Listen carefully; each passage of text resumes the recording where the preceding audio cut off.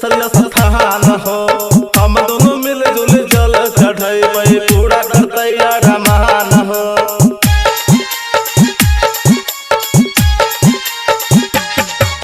बाबा मटेश्वर के करते पूजा जयबै ससरिया स्थान हो। हम दोनों मिल जुल जल चढ़ाई पूरा होते रमान हो। दके डेटिया करत भेटै तने मुस भेल खराब उधारे। दके डेटिया करत भेटै तने मुस भेल खराब उधारे।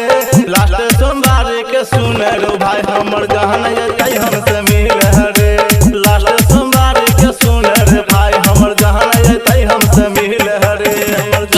विकास बेतिया हमर जहान जतै हमसे मिल रे। पलक रिकॉर्डिंग स्टूडियो गंडोल चौक सहरसा। लास्ट सोमवार के सुने रे भाई हमर जहान जतै हमसे मिल रे। हमर जहान जतै हमसे मिल रे। भव्य से भारत ही गीत लिखै छै गाबै जितेंद्र गाना हो। दुनिया ये कर पीछा पड़ल छै केहन छै सुन जबाना हो।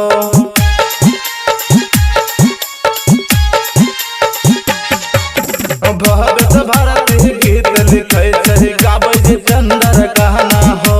दुनिया ये कर पीछा पड़ल छै केहन छै सुन जबाना हो।